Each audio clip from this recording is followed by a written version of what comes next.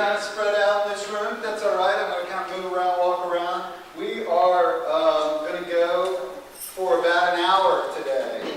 So I hope that doesn't disappoint anybody that we're not going for an hour and a half.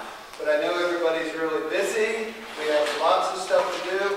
I know there were some people that were not here last week, but we won't name any names or point anybody out or make anybody feel bad about it. But actually what we're going to do, Lance, is we're going to review some of the stuff that we did last week. But I'm going to introduce two of my favorite closes today. I can't wait. I'm so excited. We are going to talk about the reduce it to the ridiculous close, which is one of my all-time favorites, one of my money makers. I can't wait to share it with you. And then what's the other one? The other one is the summary close. And we're going to also review a little bit of the porcupine, the tie down, and the alternate advance. And so you guys are going to be just ninja selling realtors that know all these skills. But before we get into that, I want to go around the room really quick. And I want to hear from each person. I want to hear something good that happened this week in your real estate career. And I know some of you are still waiting on your license. So it could be anything. Or you can pass if you can't think of that. And then I want to know, have you actually used, in this last week, were you able to use any of our skills? Were you able to use the alternate advance, the tie down, or the porcupine? And it's okay if you didn't. But I want to hear if anybody stepped out and gave it a go. Because at the end, when you all were done, I'm going to share with you how I had the opportunity to use it this week. So let's start up here with Jackie. Talk to me. Something good in real estate, can be anything. And then, were you able to use any of the material in the last week? Okay. Yesterday I had to look at my current session on the last day of the month. Just a couple of things to brace yourself for. I may have touched on this before, but I need to brace you for this. Not necessarily in our company, but outside of Real Estate 3, I mean, there are probably 1,000 licensees in greater Charlottesville. And so from those who are already licensees,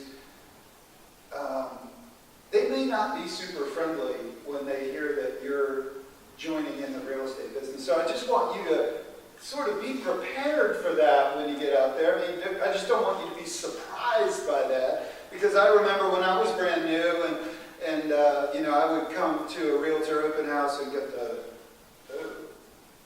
little bit of another realtor, and then you get family members who will make the negative comment like, all the world needs is another attorney or realtor in this town. And so all I'm trying to do is prepare you for the tough skin that's needed, particularly at the beginning of your career. You're a little more sensitized to that. You know, you remember kind of the mean thing that somebody said to you, and it was maybe inadvertent. But I just want you to kind of be ready, get your headset on. Hopefully it doesn't happen, but if it does, you have to really believe in yourself and really practice and have confidence that this is the career that you were meant to be in. So forgive me for going off on that, but I just wanted to say that. And then, Take that negative comment and make it not part of what you do. yes. You know, I was taking an appointment yesterday in the realtor. She was rude to me on the phone, and I'm like, are you crazy? Yes. I want to show you a property. Right. Exactly. Right. And realtor relations, very important in this business. Getting along with other realtors, because as you enter your second and third and fourth year, when Josh Tracy brings me a contract and I know him and we're friendly, that's a big advantage, that we have a good relationship. And so that will help his offer when it comes to me. The fact that I won't be saying, oh God, this guy's such a jerk, I don't want to deal with him. It'll be like, oh, Josh, right on. Yeah, man, good, let's do it. So just realize that each one of these little relationships that you're establishing is part of building your career. Totally cut you off. What about, and then, you weren't here.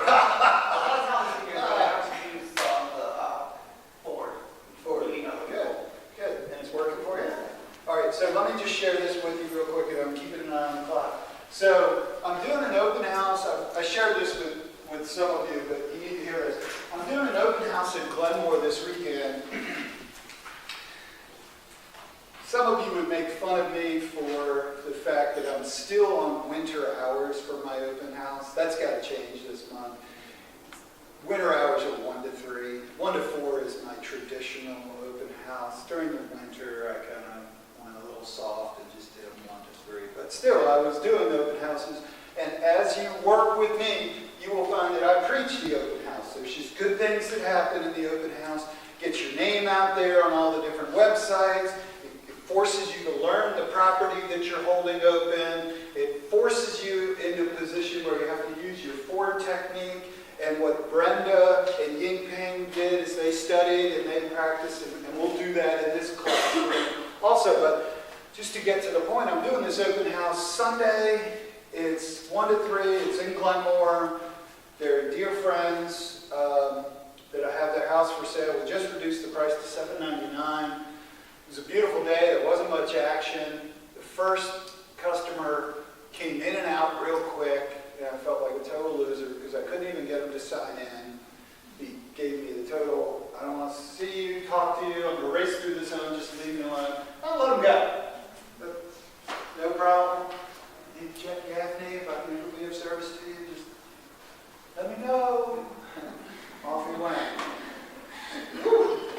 Rough day. And then, so the open house is 1 to 3. At 10 minutes after 2, this couple came in. I'll tell you the short version. This couple came in. This is probably the 4th or 5th open house of mine that they've come to. And you will find this. Once you start doing open houses, you'll create a following. You will see the same people sometimes. And the only thing that was awkward for me, being a little bit, who are the introverts in the room, just being a little introverted, is that I felt bad that I've seen them so many times. I wasn't even going to have them sign in because I should already know what their name is, and I've had them sign in twice, and I can't remember. And so, again, feeling quite a loser. I'm like, here they are in my open house, and we're talking and having a good time, and blah blah blah blah blah.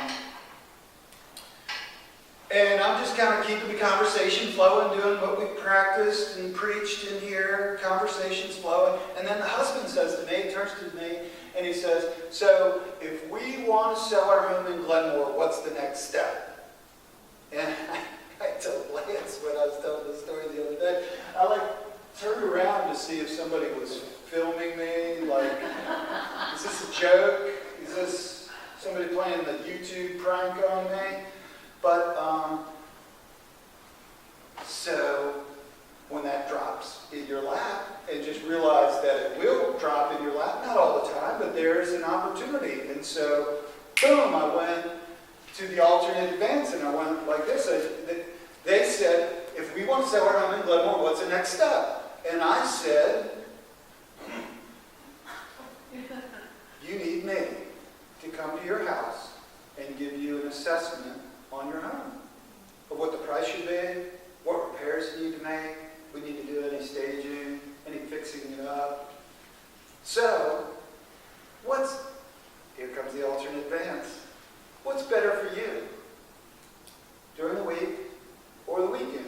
During the week is better for them. Okay, great. Well, this is on Sunday. I have Monday at 2 o'clock or Wednesday at 2 o'clock. Which one of those would work better for you? Wednesday at 2 o'clock. So what I'm saying to you is, from the open house, because you all have forced me to crank out the old skills, I have a listing appointment for a house in Glenmore today that came from the open house. And so we nailed down that appointment for 2 o'clock. And as they were walking out the door, they said, well, if you sell our house, house. Will you help us buy a home also? Yes, I'm your guy. I want to do it all. And so they left. And then I did my little reels dance.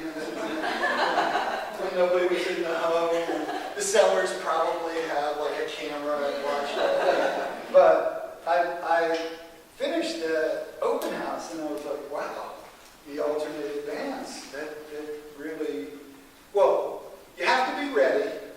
You have to be in the open house. And you have to be ready when business falls in your lap, because it will. And then you have to have the skills to nail down the appointment. Now, it's up to me to show up today and prepare. I've done my homework on how to price a house. I've done my homework on it, and I think I have good pricing information for them. But it's up to me now to seize that opportunity. But I was super excited when that happened, knowing we were going to meet Wednesday. I was like, oh, I've got something to share with the group. So excited. So we'll see. I'll keep you all posted on what happens if that turns into business or not. But again, I am keeping an eye on the clock. I want to, thank you all for sharing. I want to introduce, well, wait, for those of you that weren't here last week, I want to go through, I want to review real quick the porcupine, the tie down, the alternative dance. Where I'm heading is all the way to the bottom, is the reduce it to the ridiculous close. The porcupine comes at, you have to, for those of you that weren't here last week, you have to think of the porcupine as this. When somebody asks you a question of,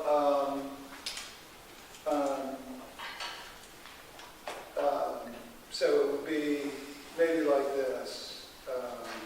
It happens a lot in new construction.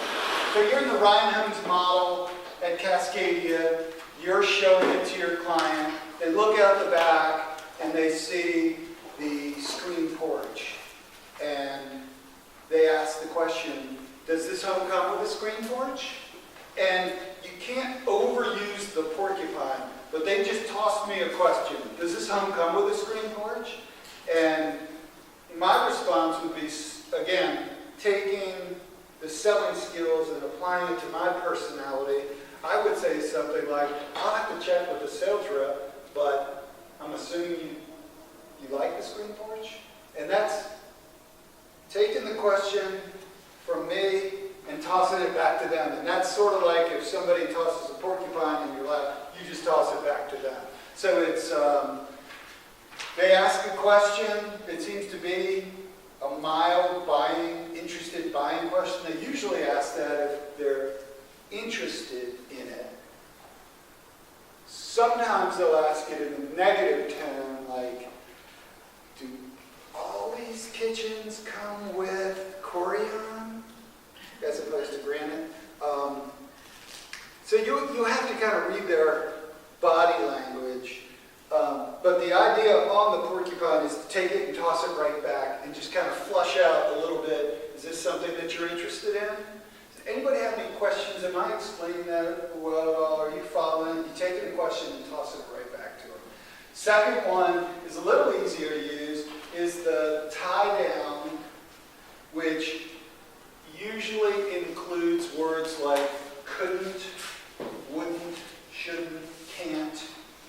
The old Tom Hopkins script, this is really cheesy, but I'm going to share it with you because I've used it.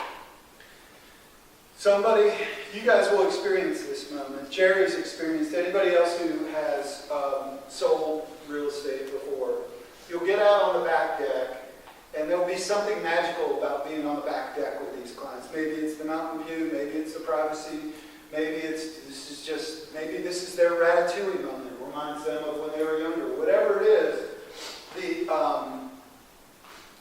this is straight out of the Tom Hopkins handbook. Don't say this if you know they're a vegetarian, because you have to know your client a little bit. But Tom Hopkins would say, I can smell the steaks grilling now, can't you? Again, a little cheesy for me. I'm not going to use that now. I did use it early in my career. But I would say something like,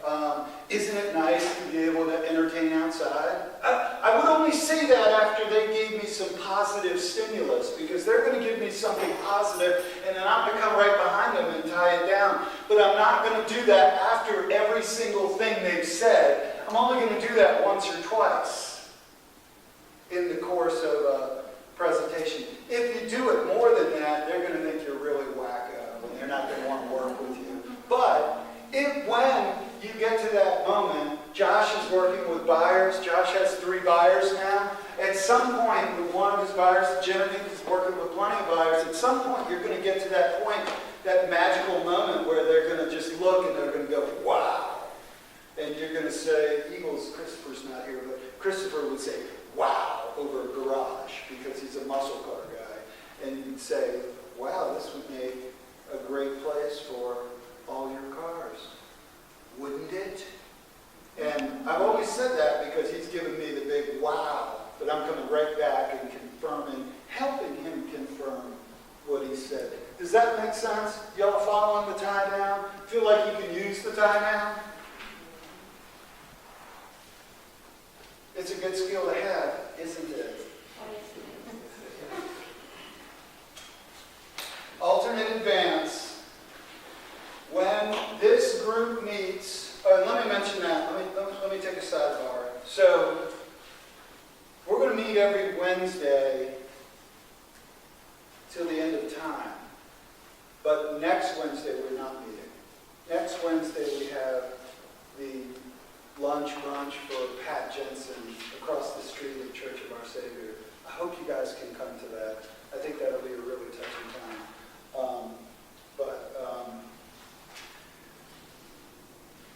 Not sure. So I wanted to just bring that up. When it comes to the alternate advance, okay, I know now why I said that. So in 2 weeks when we meet again, we are going to start. I'm taking for granted that all y'all's licenses will be in by that time. I think most of them will be. I just have that vibe. We are going to start becoming appointment-making machines. And so Mansour will be graded by me, not really graded, but, kind of pat on the back, of how many appointments you made today. And so I'm going to be asking Mansour, how many appointments did you make today? And we're going to go through who we're making appointments with, and what are we going to say, and why would we want to do that? And nobody told me that was what we were supposed to do, but I'm telling you, we are going to be appointment-making machines. And when we call, the first calls we make are going to be to our friends and family, and we're going to make appointments in that area. We're going to start practicing, but we are going to use the skill of the alternate advance. Lance, I'd love to get together with coffee for you. I have Thursday at 3:30 or Friday at 2. Would either one of those work for you? It's the alternate advance. You're giving them this or that. It's not, Lance, I want to have coffee with you. When are you free? You'll never get me. I'm going to give you 2 slots. And if they say no to either one, I'm going to say, roll over your calendar. How about next week? I'm looking at Monday at 9:15 or Tuesday at 11:30. Tuesday at 11:30. Great. See you then. See you at Starbucks. Up on Pantops. Where do you like? I'll meet you there. Making that appointment is a critical skill in this business. Being an appointment-making machine. And so what Lance is going to do, starting 2 weeks from now, is I'm going to come up to Lance and I'll say, hey, how you doing? Good. How's your business going? Great. How many appointments have you made today? 4. Good. Good. Good. But if I come up to Lance and say, hey, how's it going? Good. How many appointments have you made today? Well, I haven't made any yet. Well, Lance, what are you doing? I mean, get off of Facebook and Twitter and Instagram, although I do like your Instagram site, and start making appointments, because this is a people business, and that's what we're heading towards. And using these skills is what's going to help you nail down your appointments. Because when you leave the voicemail, hey, this is Lance Allen, and I'd love to get together with you. Just let me know if you ever have any time. You're never going to hear back from those people. It's just not going to happen. You've got to come in with the alternate advance. I'm a professional. I'm a professional realtor, and I can meet with you here or here. Which one works? Okay, neither of those work? Let's go to the next week. And we're going to do the same thing for the next week. And we're going to nail that in the appointment. And you watch how that becomes a building block for your business, because all of a sudden you find yourself in an open house in Glenmore, and somebody will say, what's the next step if we want to sell our home in Glenmore? Ding, I got to get in their home. I got to nail that appointment. And I'm a reflex, I have the skill. Boom, boom, here or here. Let me get to, boom, boom. Everybody gets the alternative dance? I'm a little wacko today. I feel like I'm a little wound up. Okay. I gotta get to this. Sharp angle, sharp angle I actually did touch on last week. I'm gonna skip over it. The reservation, you're not getting that today either. The reservation's the moneymaker. The summary close, I want to get to that, but before I do that, we're going to the reduce it to the ridiculous. Oh my goodness. I'm so old school, Jerry, this is you and me, bud, and you can sell me out on this. Have you ever used the HP 12C? Yeah. Okay, HP 12C, I don't even know if they, well, take that back. So the HP 12C is Hewlett Packard 12C. It's a financial calculator. And back in 1987, when I first started my real estate career, they sold these financial calculators. And the really cool thing was, if you took a couple hours and trained on it, you could spit out mortgage payments. Yes, yes. They do get crazy too. Yeah, so the HP 12C. So now what's cool is there's an app for it, and I have it on my cell phone. And it ends up looking just like the calculator that I used to own. So it's now on my cell phone, which kind of blows me away. But one of the things that I'm going to ask you guys to do over the course of your first year is at least get into the sand with what the numbers are. And we covered some of that in our very first session in terms of what are payments on $300,000. At least be able to get me in the ballpark. And we all figured out that it's so easy. You just, at 10%, it would be $3,000 a month. And rates today are a little under 5%, but we'll go with 5%. So 300,000, 10% is 3,000. Half of that is 1,500. So payments on a $300,000 mortgage are $1,500 a month. And I'll go through a whole class on that. So don't stress about the math. Do not stress about the math. I will teach you the math.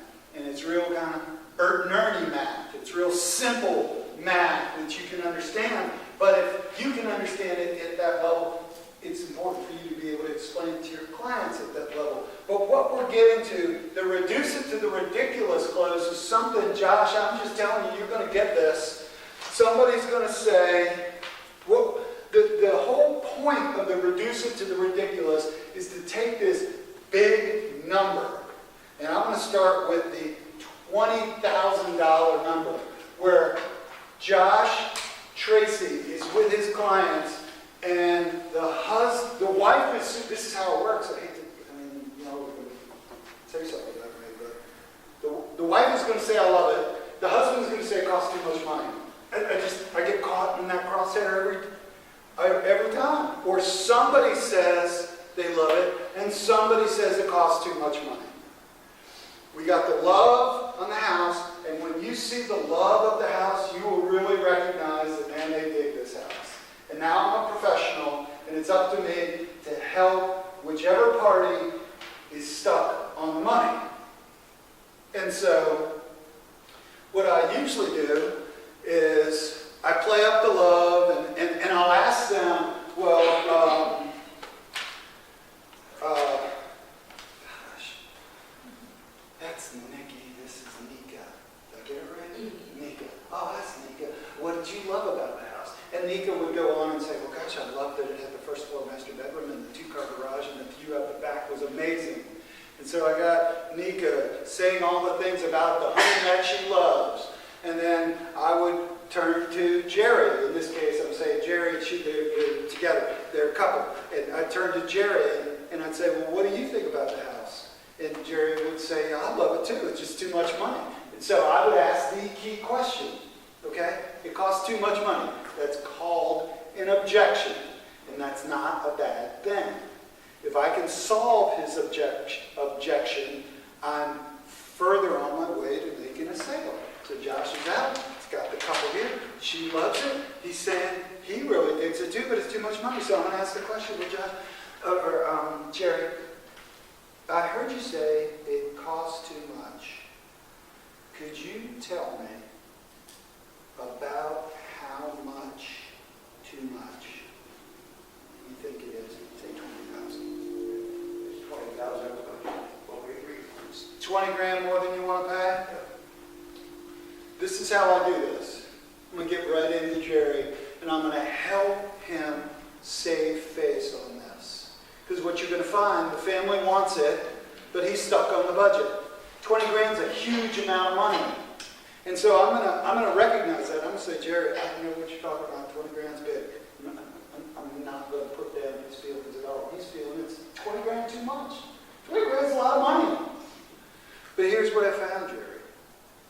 I've found that with today's low interest rates, 4.5%, if you took that 20, I'm not saying you have to do this. I just want to open your mind to the possibility of this. You took that 20, just added it to your mortgage, $20,000, excuse me while I look at my cheat sheet, is $100 a month more on your payment. And if you really wanted to look at a way to justify this, Jerry, it's a little over $3 a day.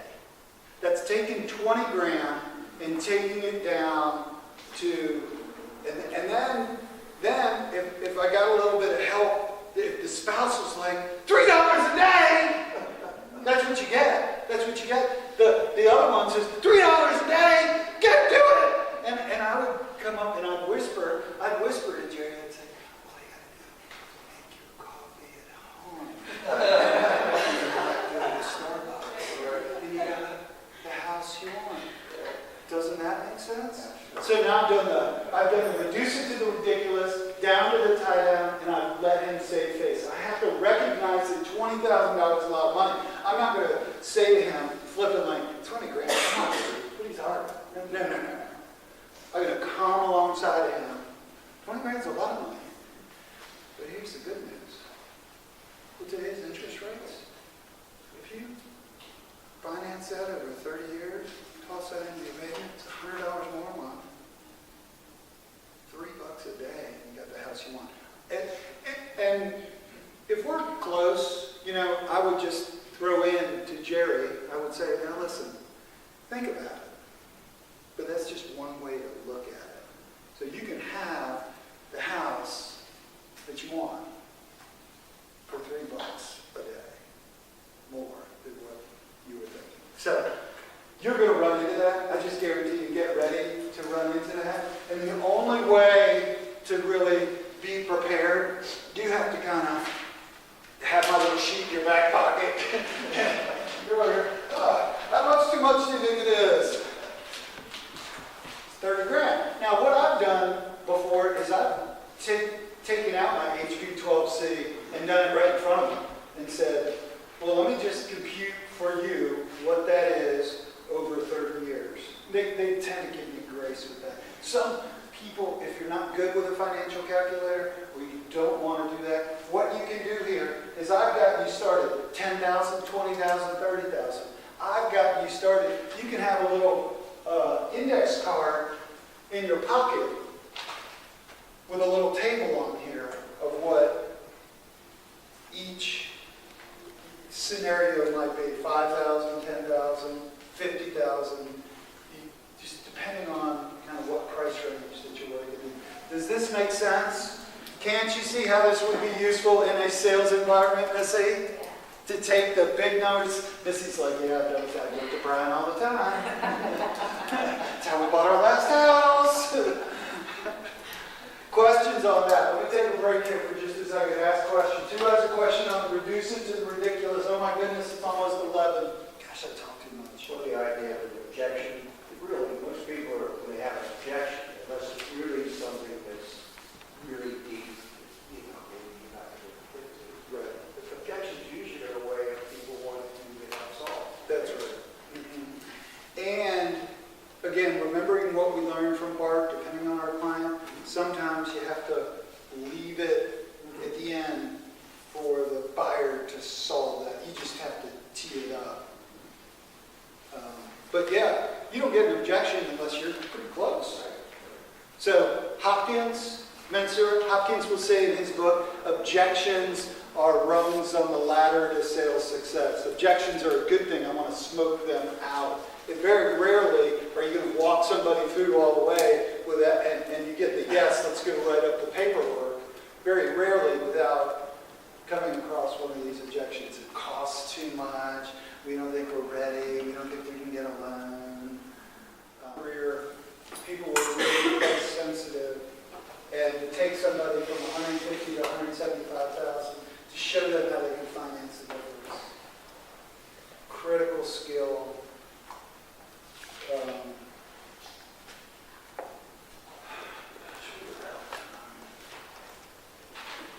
I love to reduce it to the ridiculous. All right, let me do one more. We're out of time. I told you we're leaving early, but I want to do one more. I love the summary close. The summary close. Josh, you can use this one this weekend. Josh is out. Tell me about one of your buyers. Just tell us out whatever you want to say. He just sold his house in Tennessee. He's moving up to Virginia to be with his girlfriends, and they're about to have a baby. He also has two other daughters that live down in Tennessee that sometimes come up. Come visit. Yeah. Mm-hmm. So it'll be 3 that will expand your clients to 5. Sometimes 5. Right. Okay. So you're going to take them out. Show them 3, 4, 5 homes. And along the way, you'll be asking them questions. But at the end of 3, let's just call it right there. It's very easy for you to stop and say, okay, which one of these 3 did you like the best?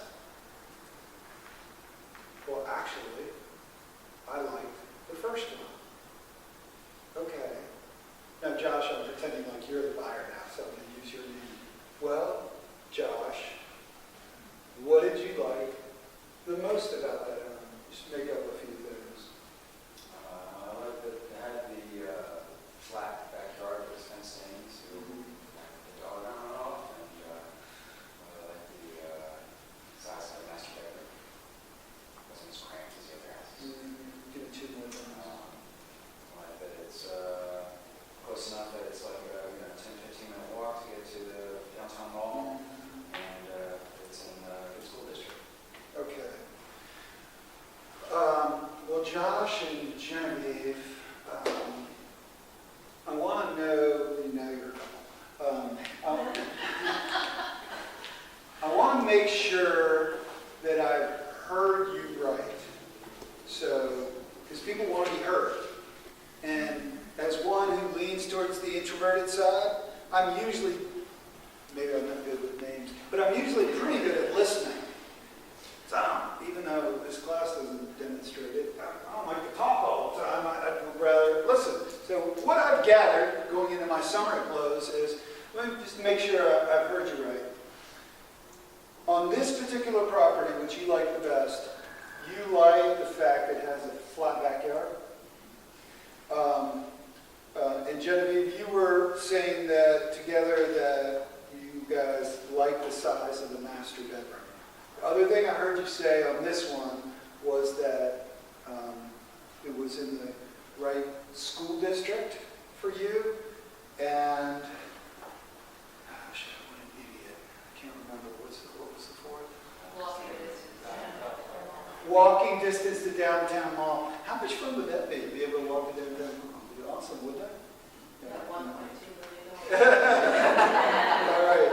So the summary close, what I'm doing on the summary is I'm repeating back to him, and I'm trying to get him to kind of bob his head that yes, you have heard me, and yes, I said that I like the master, I like the flat backyard, I like the school district, and I like the walking distance to downtown. So have I kind of covered that? Is that kind of everything why you like this home the best. So from there, I kind of have him teed up to do a simple, I'll call this the Kirsten close. Kirsten is not introverted like us, Missy. Kirsten's very outgoing, and she would just toss out, after kind of everybody's bobbed their head all this time, and I've kind of regurgitated all the things they liked about the home, Kirsten would just say, well, do you want to buy it? I'm not saying that's the way I would do it, but I'm okay with that.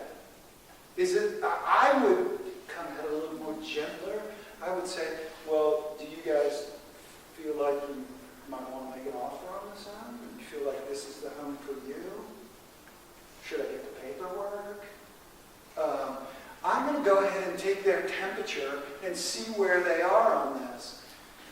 8 times out of 10, you're going to get a, no, we're not ready, we need to think it over. And I'm going to walk you through the we need to think it over. What do we do on the we need to think it over?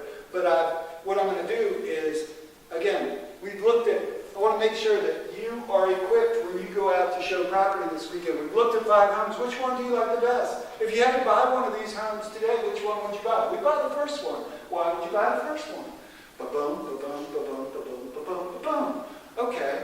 Well, Josh, if I heard you right, you said boom, boom, boom, boom, boom. Did I hear you right? Yes, that's what I said. Okay. I can either go right to the Kirsten, do you want to buy it? Or you can do the Misty, which is, okay, you guys feel like, this might be the home for you. Yeah, well, it's $20,000 more than